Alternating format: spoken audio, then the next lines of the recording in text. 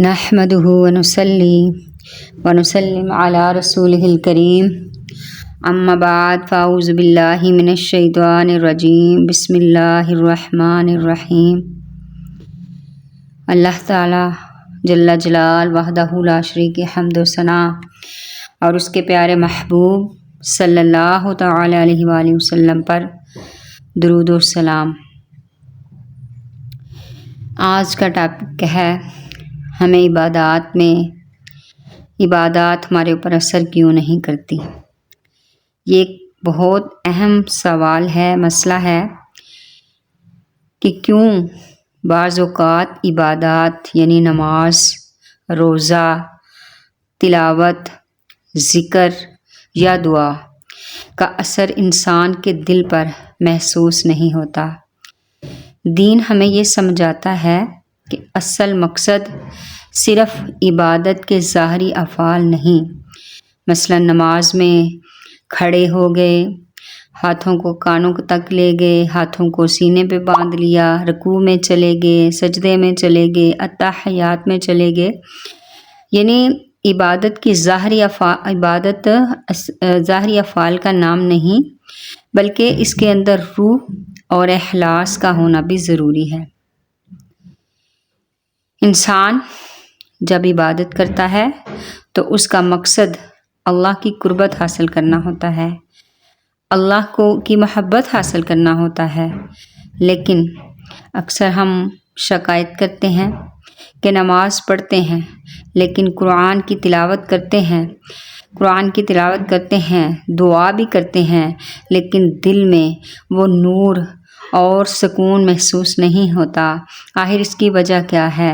اس کی چند وجوہات یہاں بیان کی جائیں گی۔ نمبر 1، اخلاص کی کمی ہے، یعنی عبادت اگر صرف عادت یا رسم کے طور پر کی جائے، جیسے بعض اوقات ہمیں بچپن سے عادت ہوتی ہے فجر کی نماز پڑھنے کی، تلاوت قرآن پڑھنے کی، یا ہمیں عادت ہے 5 وقت کی نماز پڑھنے کی، تو ہمارے ذہن میں یہ ہوتا ہے کہ ہم جلدی جلدی نماز پڑھ لیں، ہماری نماز قضا نہ ہو جائے۔ تو اس طرح ہم اپنی نماز پوری کر رہے ہوتے ہیں کہ میری 5 نمازیں ہو گئیں، میری فجر بھی ادا ہو گئی، میری ظہر ادا ہو گئی، میری عصر ادا ہو گئی، میری مغرب ادا ہو گئی اور میری عشاء ادا ہو گئی۔ اصل جو نماز کا کانسیپٹ ہے، جو نماز کی روح ہے، اس کو ہم نہیں سمجھتے۔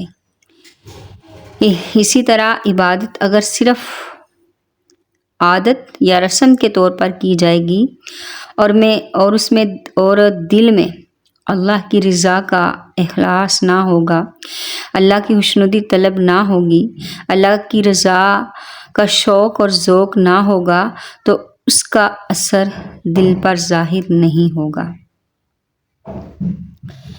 جب نیت صرف اللہ کے لیے ہوگی تو پھر وہ عبادت جو ہے وہ اثر والی ہوگی، وہ دل پہ اثر چھوڑے گی، جو دل کو جلا دے، یعنی زندہ کر دے، جو دل کو جلا دے وہی ذکر الہی ہے۔ زبان کی تلاوت نہیں، دل کی گواہی ہے، یعنی جب ہم ذکر کرتے ہیں، اللہ کا ذکر کرتے ہیں، درود پاک پڑھتے ہیں، تلاوت قرآن کرتے ہیں، نماز پڑھتے ہیں، اور جب اپنے دل میں سکون محسوس کرتے ہیں، قربت محسوس کرتے ہیں، تو وہ اس بات کی گواہی دے رہا ہوتا ہے کہ اصل یہ عبادت ہے۔ اور اس کی ایک دوسری بڑی وجہ غفلت اور دل کی غیر حاضری ہوتی ہے۔ نماز میں زبان یعنی کہ ہم نماز ادا کر رہے ہوتے ہیں تو اس وقت کیا ہوتا ہے کہ ہمارا دماغ خیالات سے بھرا ہوتا ہے، سوچوں سے معمور ہوتا ہے، ہم حساب و کتاب کر رہے ہوتے ہیں، منصوبے بنا رہے ہوتے ہیں، اور ساتھ ہماری زبان پہ سبحانک اللہم و بحمدک و تبارک اسمک و تعالی جدک اس طرح چل رہا ہوتا ہے، سجدے کی تسبیح چل رہی ہوتی ہے، رکوع کی تسبیح چل رہی ہوتی ہے، اتحیات میں بیٹھے ہوتے ہیں، درود پاک پڑھ رہے ہوتے ہیں، لیکن ہمارا دماغ سوچوں میں گم ہوتا ہے۔ نماز میں زبان کچھ اور کہہ رہی ہو اور دل و دماغ دنیاوی خیالوں میں بھٹک رہے ہوں تو عبادت دل کو سکون نہیں دے گی۔ اللہ پاک مومن کی شان کو اور جو نماز خشوع اور خضوع کے ساتھ ادا کرتے ہیں ان کی تعریف قرآن پاک میں ارشاد فرماتا ہے، قد افلح، سورۃ مومنون ہے، قد افلح المؤمنون، یقیناً اللہ پاک فرماتا ہے یقیناً کامیاب وہ مومن ہے جو اپنی نماز میں خشوع اور خضوع یعنی عاجزی اختیار کرتا ہے، عاجزی اختیار کرتا ہے، وہ کامیاب مومن ہے، اس کی کامیابی یقینی ہے۔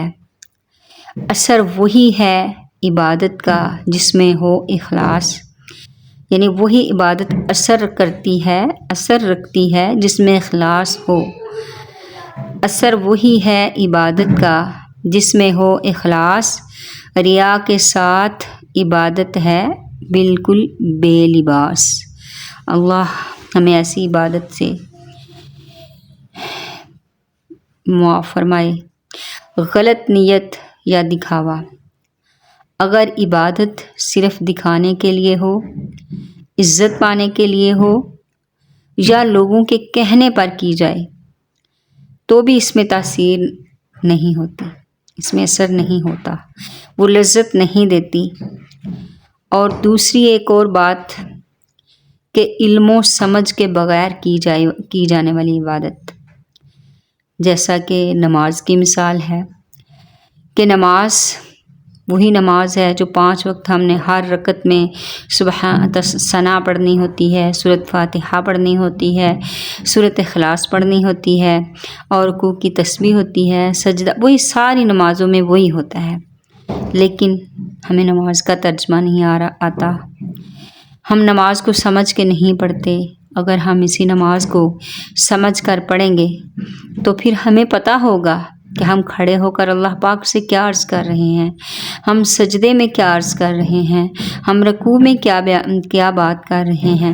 جب ان تمام باتوں کو سمجھ کر ہم عبادت کریں گے تو انشاءاللہ یہ عبادت اثر چھوڑے گی، اور قرآن وہ تو بڑا ہی جو ہے وہ ثواب کے لیے جاتا ہے، برکت کے لیے جاتا ہے۔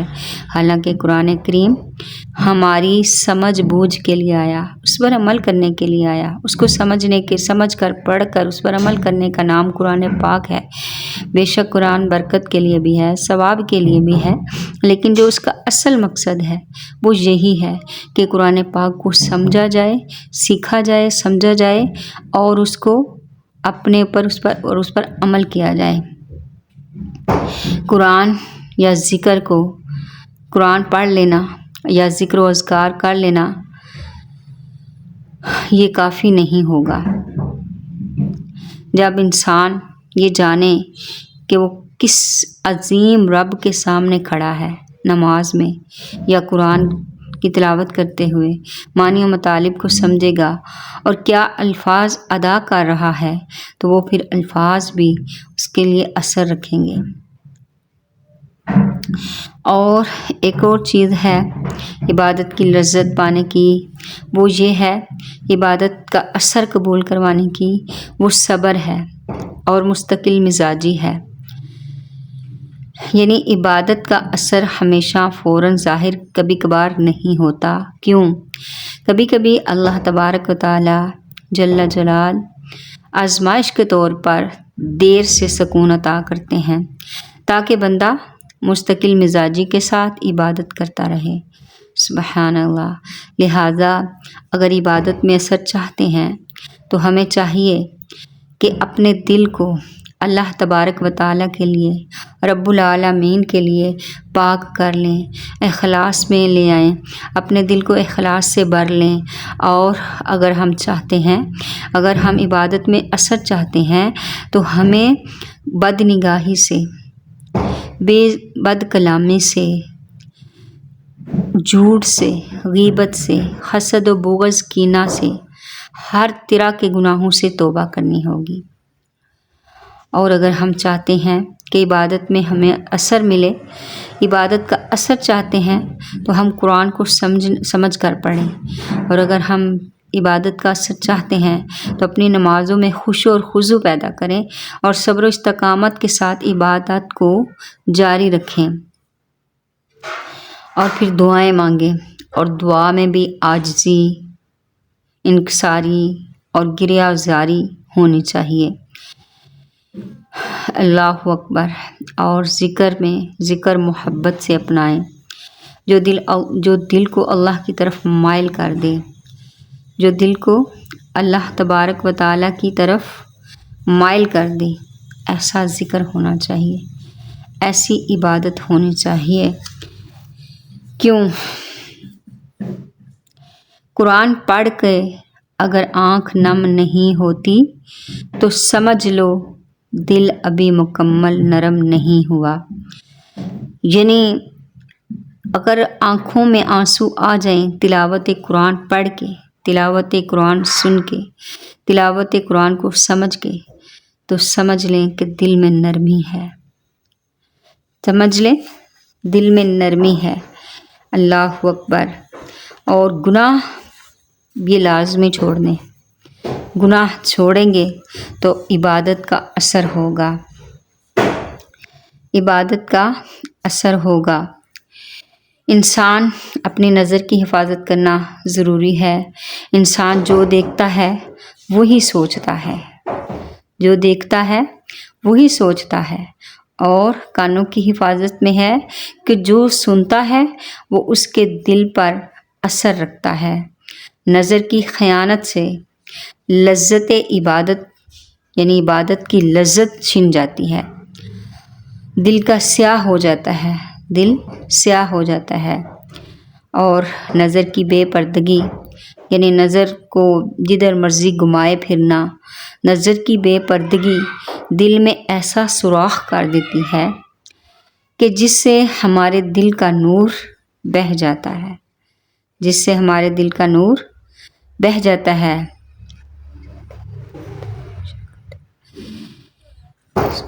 عبادت نور بہہ جاتا ہے، تو اللہ تعالیٰ سے دعا کرتے رہنا چاہیے کہ اللہ تعالیٰ ہمیں اپنی عبادت کا شوق، ذوق، بندگی کا جذبہ عطا فرمائے، اور اپنی سچی پکی محبت عطا فرمائے۔ کیوں کہ اللہ تبارک و تعالیٰ کی محبت کے بغیر، جب کسی چیز سے محبت ہوتی ہے تو پھر اس کے ساتھ دل لگتا ہے۔ جب ہم دل لگا کے عبادت کریں گے تو انشاءاللہ ہمارے دلوں پہ وہ عبادت اثر کرے گی۔ آخر میں اللہ تعالیٰ سے دعا ہے کہ یا اللہ ایسی عبادت نصیب فرما جو ہمارے دل کو زندہ کرے۔ اللہ ہمیں ایسی عبادت نصیب فرما جو آنکھوں کو آنسو دے اور زندگی کو نور سے بھر دے، اور ہماری مشکلات، دنیا اور آخرت کی مشکلات کو حل فرما دے، ہمارے بیماروں کو صحت دے، ہمارے مقروضوں کو قرضوں سے خلاصی دے، بے گھروں کو گھر دے، بے اولادوں کو نیک اور صالح اولاد عطا فرما، اور اپنے گھر کی حاضری نصیب فرما۔ وآخر دعوانا ان الحمد للہ رب العالمین۔